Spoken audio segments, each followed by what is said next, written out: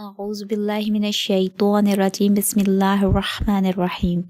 آج ہم لوگ اسم کا تیسرا اہم پہلو عدد کو اسٹڈی کریں گے۔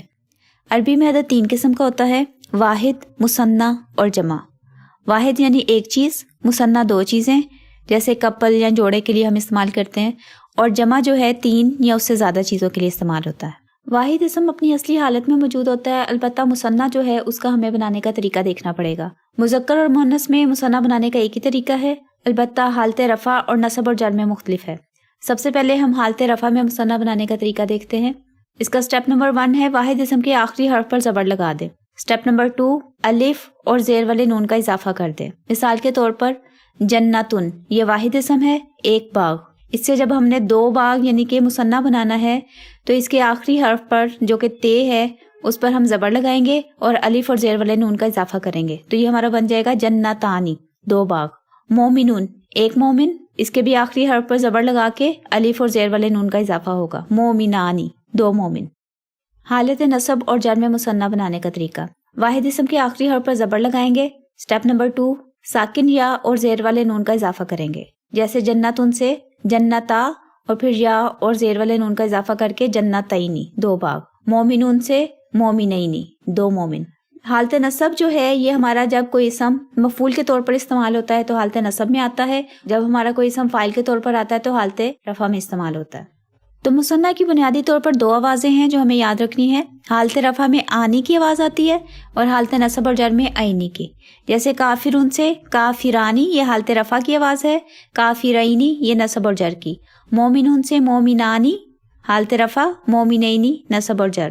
صادقون سے صادقانی، حالت رفع، صادقینی نصب اور جر۔ اب مثنیٰ کی ایگزامپلس دیکھ لیتے ہیں قرآن پاک میں سے۔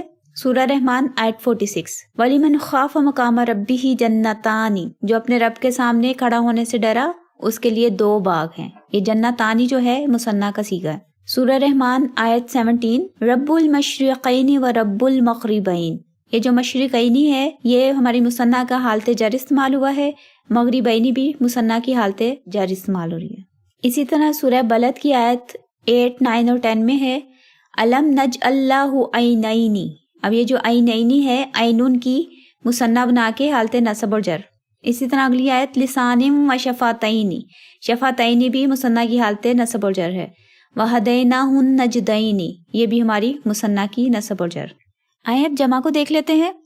جمع جو ہے وہ بنیادی طور پر 2 بڑے گروپس میں ڈیوائیڈ ہوتی ہے، جمع سالم اور جمع مکسر۔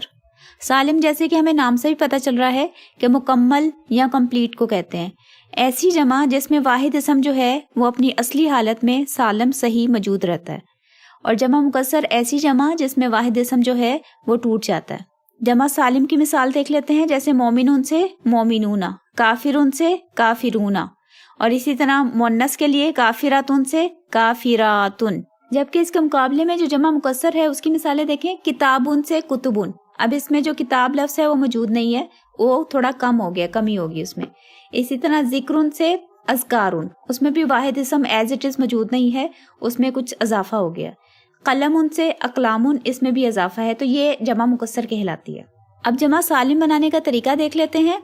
یہ مذکر، مؤنث اور حالت رفع، نصب اور جر میں مختلف ہے۔ جمع سالم مذکر بنانے کا طریقہ حالت رفع میں واحد اسم کے آخری حرف پر پیش لگا دیں۔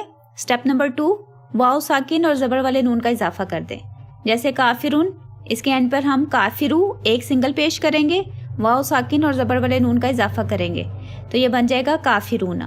صادقون سے صادقونا، مومنون سے مومنونا، یعنی حالت رفع جمع سالم مذکر کی آواز آتی ہے اونا۔ نیکسٹ دیکھ لیتے ہیں جمع سالم بنانے کا طریقہ حالت نصب اور جر میں، یہ بھی مذکر کا ہے۔ سٹیپ نمبر 1 واحد اسم کے آخری حرف پر زیر لگا دیں۔